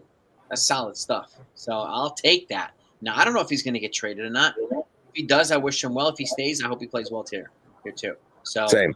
Either way, I mean, I'm really happy to see him doing his thing right now. You gotta be, as a Yankee fan, you have, when you desperately need it, Marcus Stroman is giving you what you want. Yeah, damn right, man. So many other guys are not doing it. We have so many injuries in the bullpen. He can come out and do that. I'll take it, man. All day, baby. So shout out to Marcus Stroman, man. Really, shout out to Marcus Stroman, big time. Yeah. So, there's nothing else really. You can't see. I don't know, NFE. I mean, you can't see Stroman getting traded. I don't know. No, I don't see. With the way that the Yankees desperately need pitching and stuff like that, the only way I could see Marcus Stroman getting traded is if the Yankees need to include him when it comes to money, just because they don't want to get hit with the luxury tax penalty. That's the only way. Just so you can make like 18 of it match up with another team if you're bringing in 23 or 22 million, whatever. Just so they don't get hit with that 110 luxury tax penalty. But I also think that with that in mind, too, the Yankees would probably have to add a good prospect to make that happen. We want you to take Stroman, but yeah, I understand. We have to give you this guy too. So True. You might have to goose that package up a little bit. Mm-hmm. So they got a lot of dudes that they want to move on from because they need to clear some spots for the Rule 5 draft for next year. We know this. You got to get Chase Hampton on there. You got to get Jones on there. There's a bunch of guys you got to get on the 40 to protect them from the Rule 5. Understand? So they'll move guys. Guys. So this is where Cashman does his thing, and I agree with Hector. I do expect a couple of multiplayer trades to happen. Mm-hmm. Probably two. I don't mean maybe I don't know, but I expect him to make. I expect him to bring in 2 relievers, and a starter, and probably a third baseman. Probably those 4 pieces. Same. To what level? I don't have no idea. I have no idea. Aaron Hicks back. Yeah, Sunil, you want Aaron Hicks back, bro? Preparation Hicks. I'm good. Give them Lombard franchise, bro. You want to give him friend? I don't think Lombard. I wouldn't give him. Lombard's not going. The Yankees love that kid's makeup, and like I said, interviewing him, you could tell he's been prepped by Yankees PR. Like if anybody's been born from like a Yankees PR machine, it's him. He gives you the perfect answers. He gives you the same answers Aaron Judge gives you. Aaron Judge gives you the same answers that Derek Jeter give you, and vice versa down the line. They're giving you the Yankees type of answers. Yeah, the buttoned up answers, well spoken. Yep, and that's okay. That's okay. I'm cool with that, man. I don't think we're cooked. I think some of the Yankee fans are cooked, but I don't think the Yankees are cooked. So, that's why we so many people come on here. They're cooked, man. So and then this is the thing that people gotta remember when it comes to George Lombard Jr. And this is why I think the Yankees took him. I think the Yankees understood what Anthony Volpe was when they brought him up to the big leagues, because that's the year, his rookie year, is when they drafted George Lombard Jr. The Yankees, they understand the value of first-round picks. George Lombard Jr. was coming out of high school. He was already committed to Vanderbilt. Scouts were saying that he was going to be a one-and-done kid out of college, and he would be one of the top 3 picks in next year's draft. The Yankees understood that. Everybody understood that. And what did the Yankees did? They said, F it, we're going to gamble and draft him at the end of the first round and see if he signs with us. And then he signed with the Yankees because his favorite player is Aaron Judge and his favorite team is the Yankees. That's the only reason why the Yankees lucked into to drafting George Lombard Jr. I don't think the Yankees draft George Lombard Jr. if they didn't like him, if they didn't view him as their future shortstop. No, with Anthony Volpe at the big leagues. Yeah. Yeah. And they draft a lot of shortstops. We know this. And they drafted 2 this year. Jax Kilby I don't think they waste a first-round pick on a kid out of high school knowing that he's committed to Vanderbilt, the #1 baseball program in baseball. They must have known something in order for them to take that gamble, because we know the Yankees do not waste first-round picks. True. It is true. And guess who else is from Vanderbilt? Spencer Jones is from Vanderbilt. So he's a Vanderbilt product too. So, and Jonathan, I understand Volpe isn't the long-term shortstop. He might not be. But until I was gonna say, like if the Yankees were to draft Lombard and he decided to go into college, the Yankees they don't pick automatically again in the first round. They have to wait till next year's draft. So that's why I'm saying the Yankees, where they're at when it comes to their prospects and their farm system, and knowing that they don't pick early in the draft, they always pick late in the draft, and they got to get the most that they can out of whatever picks they get. They're not wasting a first-round pick on a player if they don't project them to be in their future coming out of high school. Yeah, they fully expect to sign this guy if they're going to draft him. They fully expect, and they have the resources to do that. Just like this year, Jax Kilby, he signed. 2 days in, he signed. The Yankees signed 18 of their 19 draft picks already. But the one kid's a junior college kid, the 19th round. He's going to go back to college. Okay, that's cool. All right, but they got some value in this year's draft, some hidden value. So we'll see. The Yankees did that again. They did that once in the past. For a high school kid who grew up a Yankee fan as well. Do you know who that kid was? No. They drafted Garrett Cole in the first round. Remember? Yeah. And then he said, "Nope, I'm going to college so I could get a top lottery contract." Yeah. They picked him I don't remember what pick it was, 15 or something like that. No, they picked him like in the late 20s. Late 20s. And then he went back to the draft and he was number 1. He went to UCLA, and he was number 1 in the draft. So Pirates, and now we got him. Got him. So, dang, Greg Allen. That dude's been Greg Allen. That dude's been available for like 10 years, man. He's been around with the Yankees like 5 times. Greg Allen. He comes here, he plays like 1 game, and then he moves on. Fucking Greg Allen. Franchise. Jones's plays forcing the Yankees to keep him. Yeah.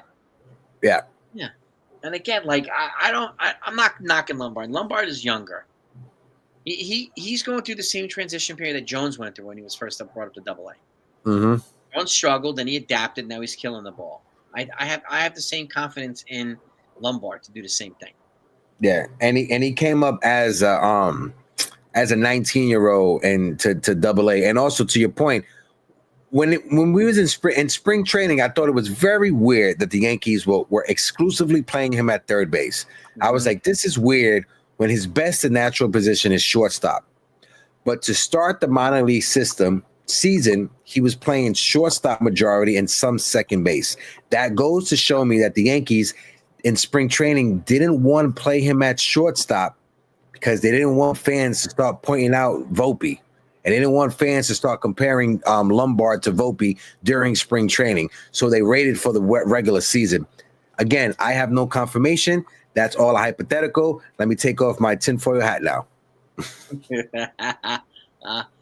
You've seen. I mean, there's some stuff like Yankees will trade for Keller, Brian Hayes, Bednar. That might happen. I'll do it. That might happen. Yeah. I mean, that's addressed the starting pitching, infield, and bullpen in one trade. So I think, and then Bednar would be on team control for like next year as well. Let me look up David Bednar's contract. David, you have 1 more year after this year? Maybe. I believe so. Where is contract? I think so. Yeah, he has. He's a free agent in 2027. He has his last year of arbitration next year. All right, got another year. Yeah, Mark Pryor was the second overall pick by the Cubs. No, but the year prior, he was drafted by the Yankees, and he went back to college. Yeah. Okay. He went to USC. Yeah, it was basically the same thing like Garrett Cole. Basically the same thing. Went to the same college and everything. I mean, no, not the same college. Was it USC? USC? Yeah, no. Yeah, they went to the same college. Yeah. First, I don't know if he was drafted in the first round by the Yankees, was he? Yeah, he was drafted in the first round by the Yankees. It was the same thing. He went back to college. He could get that money. He was number 2 overall behind Joe Mauer. He was drafted by the Twins. So, and I got a quick insignificant. When I was at the Bucky Dent Baseball School, the scouting, yeah, in Jupiter, Florida, the first pitcher that I faced was Mark Pryor. Hey, that's what's up. Look at that blast from the past. He was there, and I led off the game. He walked me, thank the heavens, but that big dude, he's a big dude, and he was throwing like 98-mile-an-hour darts. I said, yo, that was the first time I've seen a ball that hard from a guy that big. I said, damn, that was scary, you know. And in the Buckingham Baseball School, you played in a replica of Fenway Park. It was, a carbon replica of Fenway Park. Nice. Green Monster, everything. That's where you played. So I would love to. I was gonna say they have again, this is like it costs like $10,000 per person, but right before spring training, they have that Yankees fantasy camp for like fans. I want to do that so bad, bro. Oh my god, I want to do that so bad. So do I. I've already looked into it too. It is several $1,000. So, it's like a whole like 2-week process, I think, or whatever. You have like practice and then you play and get. Yeah, I want to do that for like 2 weeks. I really want to. I'm gonna be playing the lotto and I'm gonna be playing DraftKings to get that money for us, Jason. We're gonna do it. Watch. Well, I want to go really bad to the fancy camp. I already told my wife too. I said, honey, that's the big birthday gift right there. Mm-hmm. Come on, let's make it happen. I'll be whatever you want me to do for the next year. I'll do whatever. Just give me the man. Yeah, I'm in the fantasy camp too, man. I want to go to that really bad. Franchise, yeah, they move guys all over the place. Positional versatility is a valuable asset, franchise. If you can play multiple positions, it's a valuable asset, man. Yeah. So Louis. So there's another reliever in Minnesota. I don't know if you heard of him, Louis Varland. Him and Griffin Jackson, John Duran. He's another guy who's got big numbers with a lot of controllable years. So, and he's been mentioned by a couple folks at Pines Inn, Morosi, and a couple of folks as a guy that might be available by the Twins. So, young guy, big arm, with a lot of controllable years. What's his name? Louis Varland. Right, it's up on the screen. Okay, hold on. Let me look on the screen. Twins. I hadn't heard about him until franchise mentioned him the other day. Is he in the minors? Because I don't see him. He's in the Twins bullpen. Yeah. Yes. Okay, yes, I see him. I was spelling his name wrong. Okay, yeah. He's pretty decent.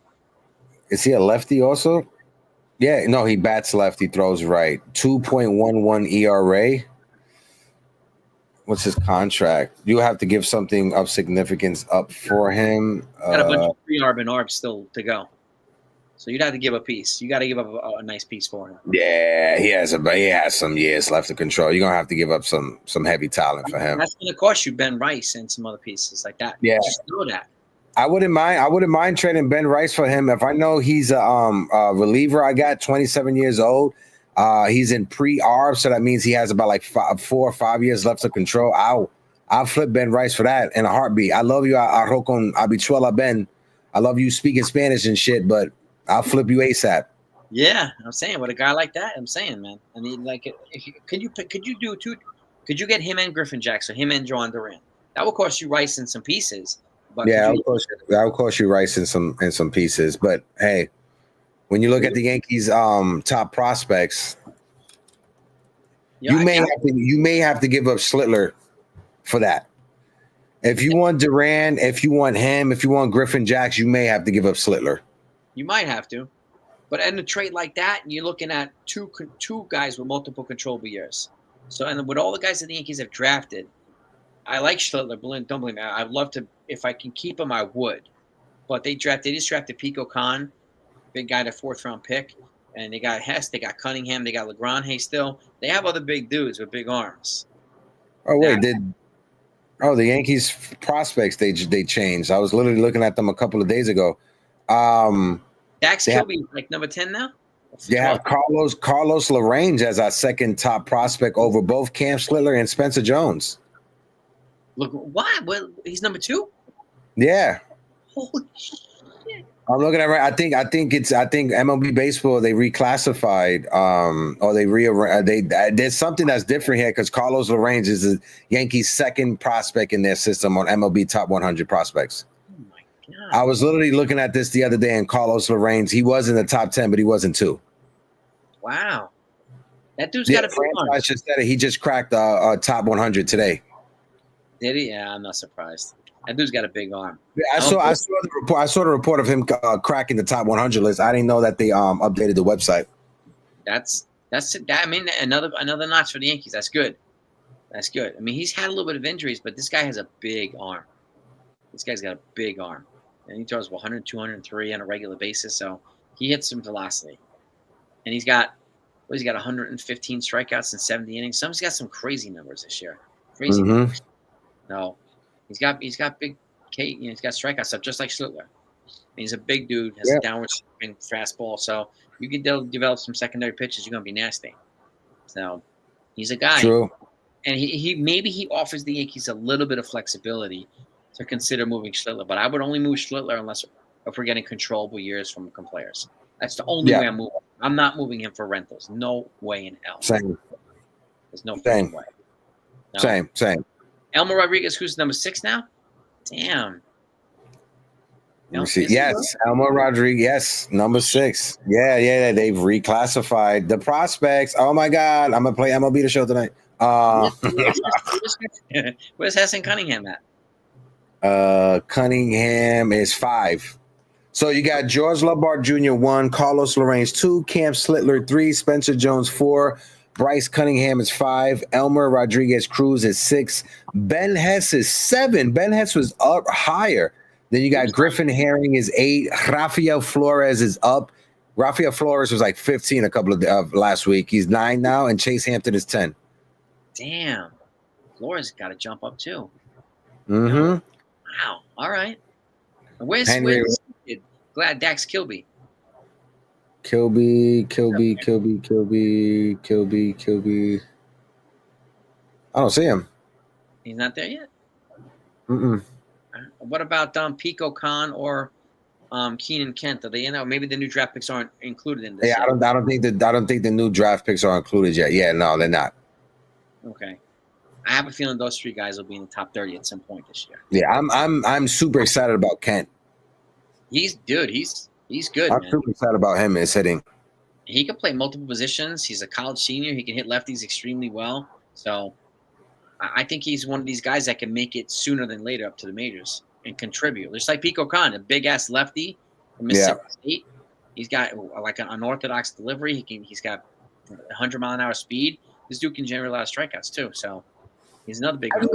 I just want to take a second before we dip out to – I want to shout out all the former major league players that have sons now that are getting drafted or in systems in major league organizations for the simple fact of you could tell that they were good fathers to their sons, right? They taught them the game, and you could tell that their talent is now being showcased and they're being drafted in the big leagues.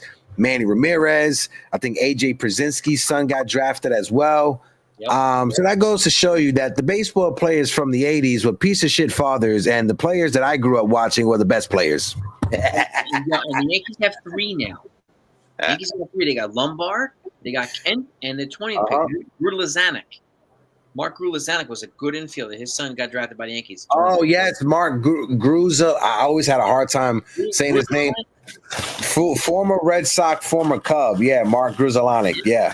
He was a good player, man. He was an all-star, too, a couple of seasons as well. Yeah, man. So his son's now with the Nets. We got 3 dudes whose dads played for Major League. So that's good. I like that. That's cool, man. That's really cool. So, but I think Kent could probably make it at some point in the near future, like in the next year or so. He's already a senior. He's 21. He's good. I was about to say he's more closer to the big leagues than a lot of other players, him being a senior in college. Yeah, that's why I could mention that kid Pico Khan, because he's a 4th-round pick. He's a college senior also, or junior, and he's 21 or 22 years old. He's big, too. He's a big-ass lefty. So the Yankees don't really have big ass lefties. I mean, Henry Milani's a big ass lefty, but he can't stay healthy. So, That's the thing about him. He can't stay healthy. yeah. So I mean, this guy Khan, I think he could rocket through the system pretty quickly. So I would expect him to be in the top 10 at some point real soon. Khan. So we'll see. We'll see. We'll see, man. But that's what we got, everybody. Yankees love. We got to shake this loss off tonight, man. It's a day off tomorrow. It's tomorrow. Hopefully, we get some trades happening. Hopefully, we get something tomorrow. Yeah. Put a little pixie dust on tomorrow's day, a little for us on Frank Ashman. Yankee fans, when you go to bed tonight, right? Before you go to bed, right? Go into the bathroom, right? Wash your face, brush your teeth, and just channel your inner Aaron Boone, right? We said to shake it off. Throw some Taylor Swift. Shake it off. Shake it off. Yeah. Oh shit. You like that? Yeah. I like that. Yo, like we can't change what happened already. It happened, right? So we gotta position ourselves. We gotta move forward now. We gotta figure out what do we need to do to make this shit better. That's it. Facts. The solution. I can't relitigate the 2024 World Series. There's no point in doing that. People keep doing it. I don't see the point in doing it. Right? Yeah. So, I don't want to talk about Volpe 10 times a day either. What the fuck? Billy, no, I'm not an avid Taylor Swift fan. No, I just heard him say "shake it off," and that's the first thing that came to my head. All right. That's it. R.I.P. R.I.P. to Ozzy Osbourne. Yeah, that's something I talked about it on my live stream. R.I.P. to Ozzy Osbourne. I grew up listening to his music as well. Rest in peace. His last concert he did, I thought it was beautiful. It was a passing of the torch with like up and coming artists that are out right now. So rest in peace, Ozzy Osbourne, a living legend. Rest in peace, also Malcolm Jamal Warner, Theo Huxley.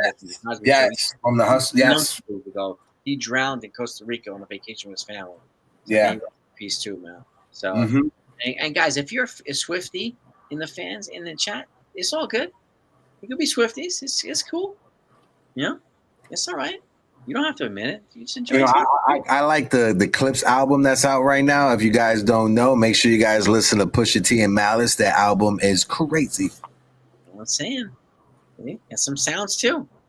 What's your station, by the way? What's your My station. Honestly, I listen to a lot of Spotify, but if I'm in the car, it's 97.3. I listen to a lot of like Latino music, like reggaeton, Spanish music. But on my playlist, my Spotify playlist, my DJ is like an AI DJ that tells me, all right, I'll play this for you because you like this. The AI DJ was like, I'm going to play Bad Bunny because you've listened to Bad Bunny over the past week 200 more minutes than the average listener. And I'm like, God, not you reading me the filth. Like it literally said, you've listened to Bad Bunny 200 more minutes than the average listener. I'm like, God damn, that's like 3 extra hours. God damn. Well, my channel is on Sirius XM. My channel is chill. I think it's number 53 or 54. Something like that's my channel. That's just like a chill ass, like low key tempo and stuff like that. Aside from that, I'm old school hip hop. Old school hip hop all day. That's what I'm talking about. Main Source, Rakim, Mobb Deep, all the cats. Man, what I'm talking about, my man. King, Marley Marl, all those dudes. Biz Markie. I can't. It doesn't get any better than that. It really doesn't. Franchise just said you guys almost ended this video like 7 times. Absolutely, and we're gonna do it an 8th time. All right, guys, make sure you guys can, like always, hit that like button, hit that subscribe button. You guys subscribe to Uptown Sports TV on YouTube. Give me a follow on the Tiki Talk as well. Jonathan, if you're still in the building, drop the YouTube chat or drop the YouTube link. I will be live tomorrow morning, Yankees Morning Brew, 12 o'clock with the lovely host Grace Monroe. Jason, if you're free to join us, it's an open door. You're more than welcome to come. Just send the text and I'll send the link. Folks in the chat, peace. Arriba the dirt sheet. Drink some water. Take care of your mental health. Don't be an asshole out there to people also. If you guys are shopping, if you guys go to a shopping center, don't be the dickhead that don't put their shopping cart back. Put your shopping cart back, all right? Make it easier for other people. Yeah. And don't put the big shopping carts in the lane with the small shopping carts, okay? What are you doing? All right, what are you doing? There's a special place in hell for those of you guys that put the big shopping cart where the little shopping cart goes, all right? Especially when there's a big ass sign that says big carts, small carts, okay? It's fucking huge. Okay. And always remember, like Aaron Boone says, it's right in front of us. Right in front of us. That's right. That's right. Peace and love to all of you, gang. You are the best. And I do, just to answer your question, Dave, I like 80s pop also. I like that's a great era too. Old school hip hop and 80s pop. That's my jam. Bingo. All day. Stranger Things on repeat. All day. Love you guys. Over now. Peace.